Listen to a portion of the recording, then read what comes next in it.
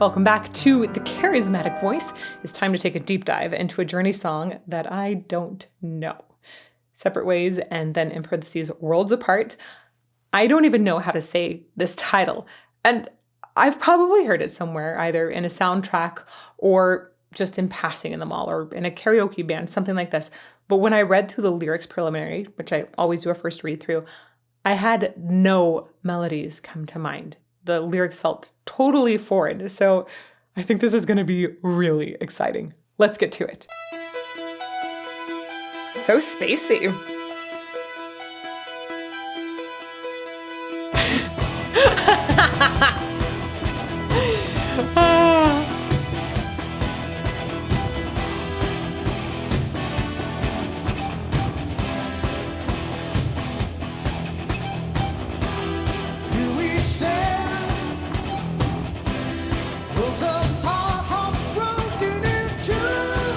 Wow.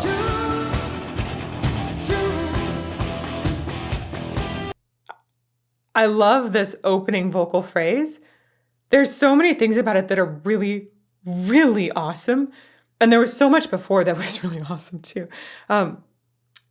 Gosh, where to begin? Let's go back to the beginning. I'm going to talk about several of these things. Whew. There we go.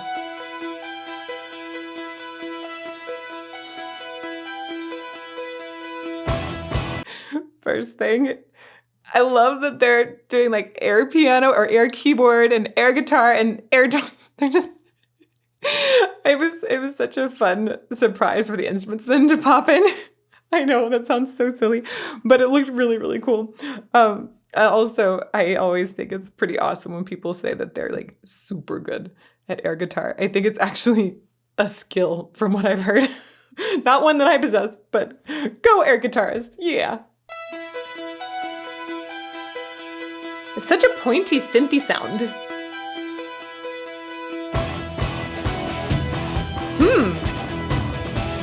And I dig the like strong female vibes here. Like this, she means business.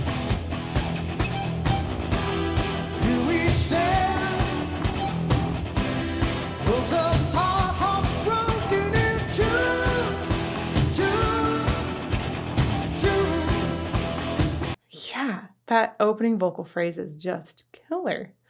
The way that it's so easy to understand him. Here we stand, hearts broken in 2, 2, 2. The way he's separated 2 each time really gives this audible sensation of that breaking. It's each time. You could have just sung one whole long 2, and you would have felt like, oh, well, the hearts are still together. Instead, it's a reiteration and space between each 2.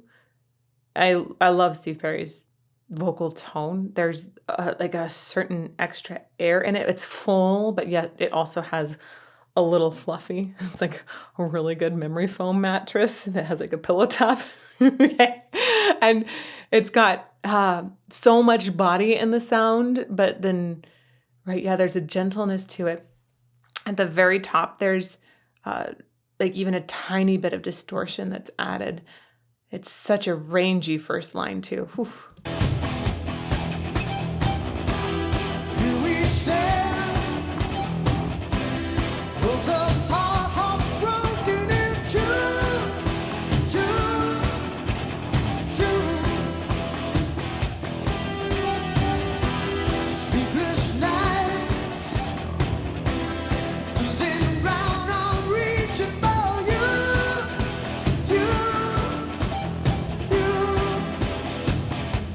Wow, she really means business with that like head. Like she could have sliced something. There's a really interesting effect that's happening when he goes up high. It sounds like there's some upper constriction in the throat that's involved, and that can be actually useful in the overall production of tone, as we've just recently been starting to discover.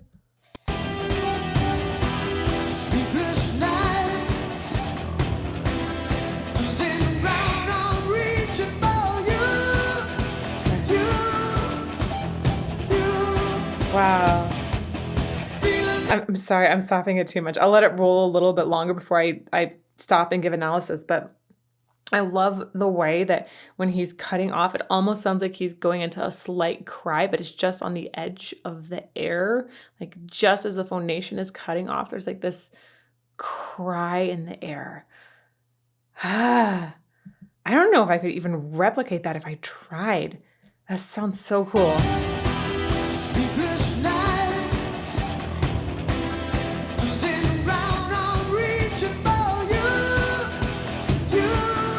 It's like a shadow of a cry.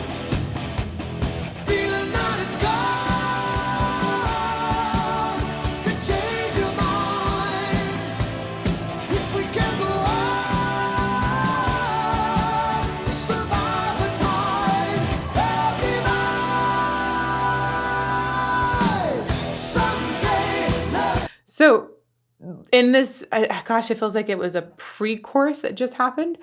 There was a lot of similar pitches to those first vocal lines, but instead of that amazing cutoff that showed the splitting, I think, of the two people, we had these really long lines, and it felt like this long plea. It was such a fantastic contrast to actually emphasize even more the different phrasing choices, writing choices, really, that he's made here.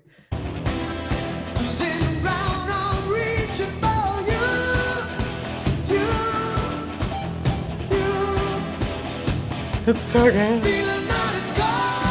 Right, same pitch there.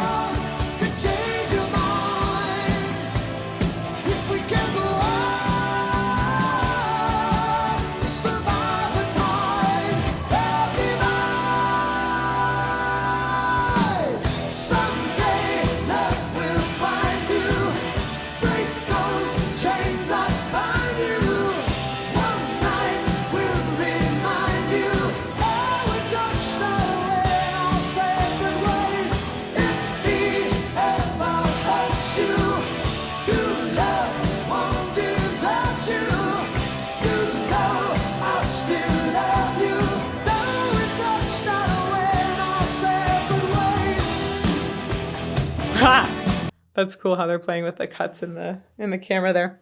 I love how much this music feels like it's almost a fight for the person that's gone. It's like it. If I didn't have these lyrics, I would feel like we were getting up into a boxing rink. It feels like such a fight song. There was a really cool toss-off that he did right before we hit our chorus. And I have to shout out throughout, I'm just so impressed by the enunciation. When it's really broken up like this, it can be even harder to understand. And I'm getting it all. It's fantastic. Let's see, let's go back here. I want to catch the transition into the chorus.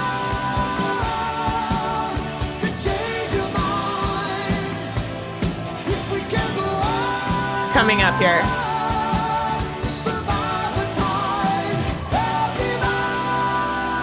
Here. I love that it's such a long, beefy note that's held out. There's so much vocal endurance that he has. It's just super crazy impressive. But then at the end of that note, it actually feels like it falls away. The pitch does a sudden slide down and then launches back into the chorus. It's almost like no, they actually did leave. Wow.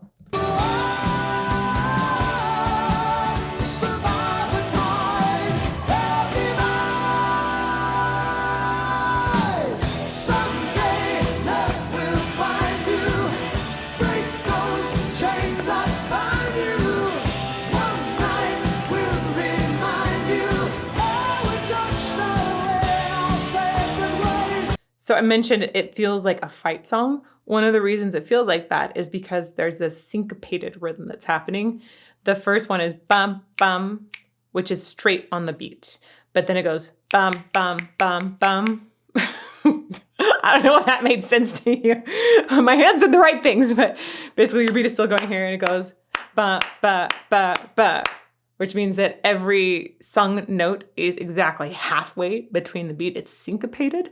And it feels like little stabs of rhythm that are off. So that is going to feel naturally a little bit more aggressive.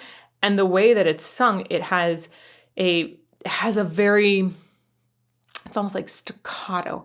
It's got a lot of separation between notes and a lot of extra dynamic at the beginning of each pitch. So it's like little musical stabs, little vocal stabs in this chorus.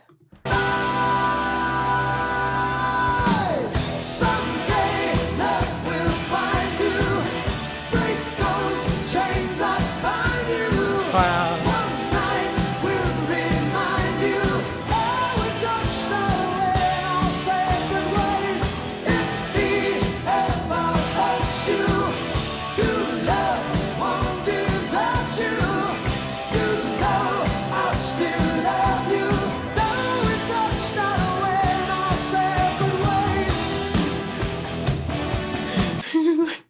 I can't help but feel like, oh, this guy really loves you, right? Anyhow, it's so much pleading. I still love you, though we touched our way in our separate ways.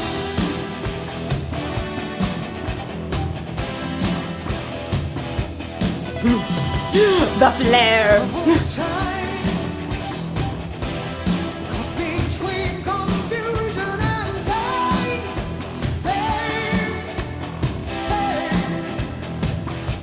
Whoa. Distant eyes, promises we made were in vain,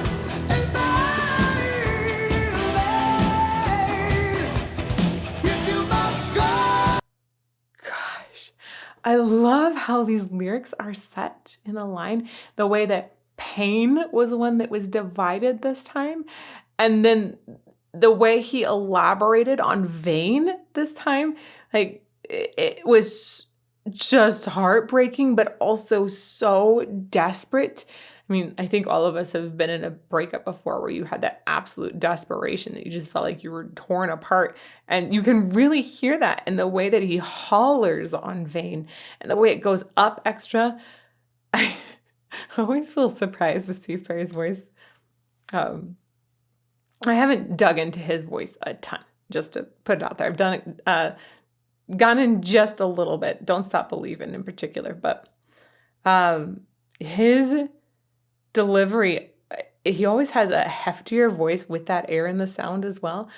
And when he goes higher, I always feel a little bit surprised. Some voices, you hear them lower and you're like, yeah, of course they're going to go high. You just know there's a certain connection in the folds. His has this rasp, just a tiny bit of rasp to the quality that can sometimes be really, really hard for people to take high. And so when he goes high like this, I just feel so excited. Like, whoa, you did that. Yeah. Let's go back to this section. Here we go. With a flair.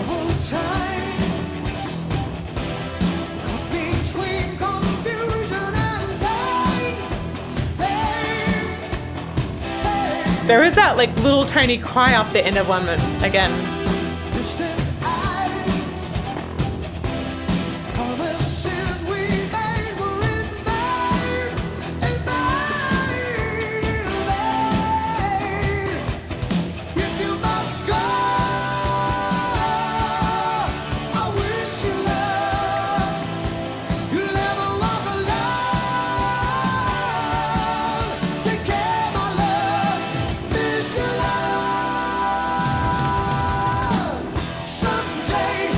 Awesome. I was wondering if they would do the fall off right before the chorus again. This actually has a very predictable pattern throughout, so that's makes my job a little bit easier catching the various sections. Where do we start? There's so many really, really, really good things that I'm hearing. And I think that one of the overarching things as I'm starting to get a bigger and bigger picture of the song is I feel that the text has been set extremely, extremely well. Probably had a lot of writing of the melody and the text together, because often that's when they feel the most in sync. But when you have extra verses, and the text fits that next verse just as well, you're like, wait a second. So Which verse did you write first? Because they both just fit so well. Um, Additionally, there's a really amazing plan for how the overall arc is going to go. I love the way we have shorter phrasing and then much longer phrasing in that pre-chorus that goes into even shorter, more aggressive kind of singing. Though not to the aggressive, like not aggressive as in the way of deathcore, right? We're not there. Instead, we're just using really melodic aggression, if that makes sense. The overall structure is delightful. I feel that it's very accessible, right? Predictable, but at the same time, it's using a lot of very clever compositional techniques. There's a few other things. Let's go back a little bit. Oh, the music video is actually also really clever. He's so convincing when he's just, I think he's actually really singing himself. You can tell because of the way his neck is interacting, and we'll talk about that in a bit. But even just this like slow turn with the back, very effective. Didn't need to do anything fancy. Just turn around.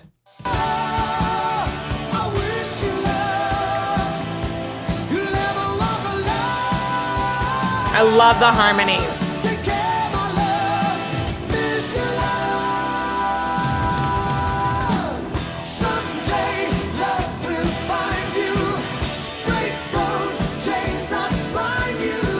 Okay, I really wanted to go back and catch a section I didn't go back far enough for, so we're going to go back again. Actually, that's really great. We can use that. So check out this, even this still. He actually has a lot of extrinsic laryngeal involvement in his sound, meaning that we see stuff popping out from his neck as he's singing. This is important to notice because it's something you don't want too much of a lot of times when you're singing opera. You want to find the best sound in the easiest way possible. And when you have these extrinsic outer muscles, the ones that are outside of the larynx, when you have these outer muscles in your throat engaging, they're often trying to help support the larynx in some way. It's totally okay to have that sometimes. And it actually seems like when we're talking about really aggressive music that we might actually see that a lot more, perhaps helping with some breath pressure regulation, basically helping keep the larynx down as there's a lot of breath pressure coming up, sort of counteracting that. You don't want to just blow your larynx through your mouth. Bad idea. So if this wasn't here and we didn't have a good support system engaged, another option would be that it would just crack and vocal folds would maybe get blown apart and we'd hear a big flub in the sound. What I hear happening in his voice, though, is not that there's too much pressure underneath, because I hear so much stability and endurance in the sound. And sometimes you'll see opera singers look like this when they're singing high notes for a long time, too. It's just sort of an essential thing after you have a certain loudness and sustain, which loudness is often very much associated with the amount of breath pressure underneath. I also hear that little bit of rasp, and it sounds like a little bit of constriction at the upper part of the vocal tract, which might be contributing to the amount of pressure that's in here. So when I talked about aggressive singers having this happen more often, we see that especially in, take a look at Tatiana from Ginger in one of those one takes and just look at what's happening on the exterior part of her neck. We are studying her in some research here soon. So hopefully we'll get some more information about this kind of engagement. It seems to be contributing actually, hopefully, in a fairly healthy way to the overall apparatus. So when I'm looking at him here, I'm thinking to myself, like on one side, geez, that's a lot of popping out of the neck. That wouldn't be healthy, according to things that I learned 10 years ago. And on the other side, I'm like, geez, there's a lot of popping out of the neck.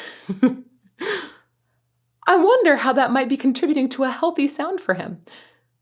I don't know ultimately, actually, what the answer is if that's a great thing or not. But the truth is, he's got a killer voice, and this was super successful for him for years and years and years and years. So I think that this is actually probably contributing in a healthy way to his sound.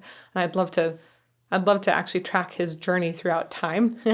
Journey, you see what I did there? I'd love to track it and ask questions about how has this continued over the career, and did we notice any noticeable differences that weren't considered good later on? Or, I have a lot of questions here. So this just means I need to dig deeper. Let's get back to some music. I'll let it play for longer now, I swear.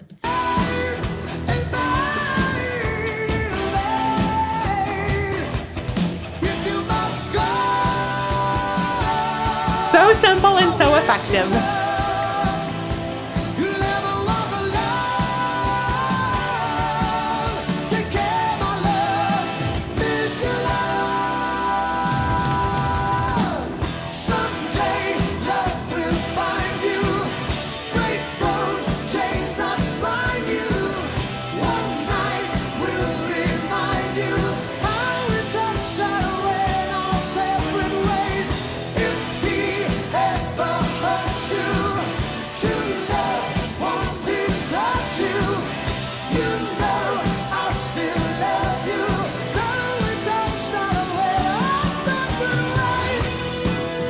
Love that extension at the end. But before that, I was really noticing what the harmonies were doing, because I like the harmonies a ton.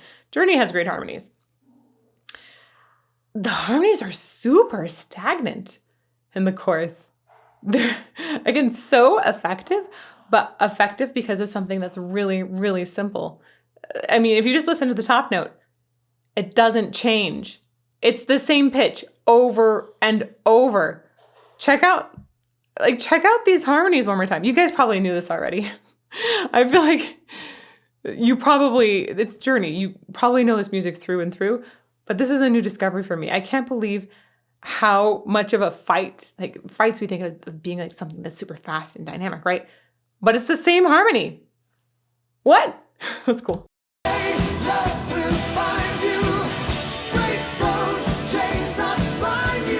So stagnant in those pitches.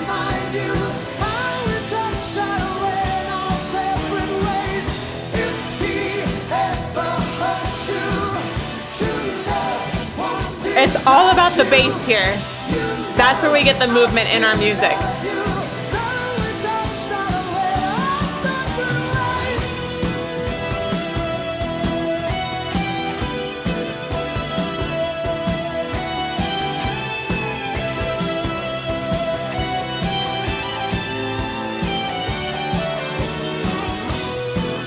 Whoa.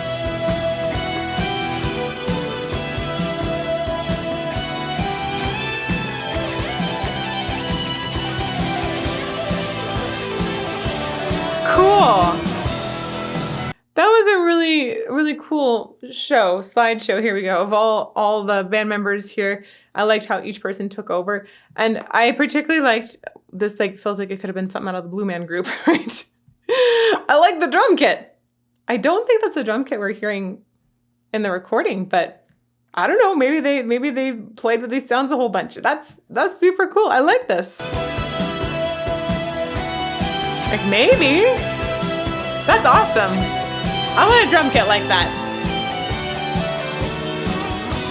And that was really nicely timed. Nice.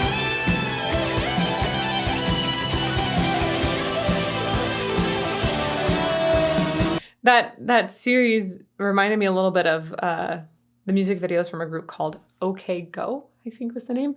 They have these just really awesome music videos where it's one take and you're seeing so many things have to be perfectly timed, and the camera has to roll at the right speed, and people have to be ready in the right way for the performance. It's just, I love those videos. So if you want to go check out some awesome videos, OK Go. I really dig how this was filmed. Good job, team. This is from 1983. Just is really clever. I feel that it's not super fancy. It's just really well done.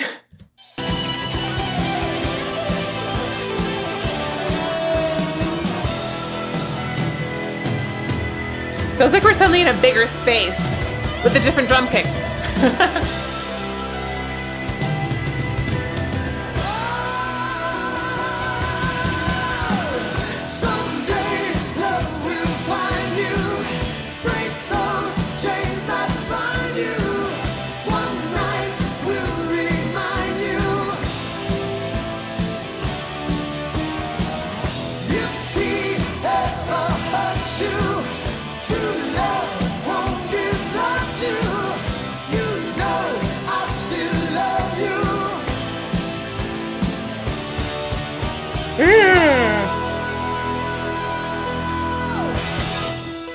Okay. I think we're winding it down here.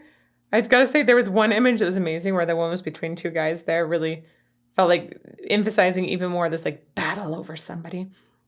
The more I'm listening to this, the more I'm thinking about how incredible his endurance is. He's blasting out these notes that sound super high, and his voice with so much consistency in the sound. Often, if you heard somebody blasting out notes like this, like if it's a really dramatic Mozart roll, for example, even at the end of one aria, you can sometimes hear a little bit of vocal fatigue coming in. He sounds so fresh and like ready to do this over and over and over. Let's let it play to the end now. If he ever hurts you, true love won't desert you. That shot I loved. Still love you. Nice use of those triplets. Wow.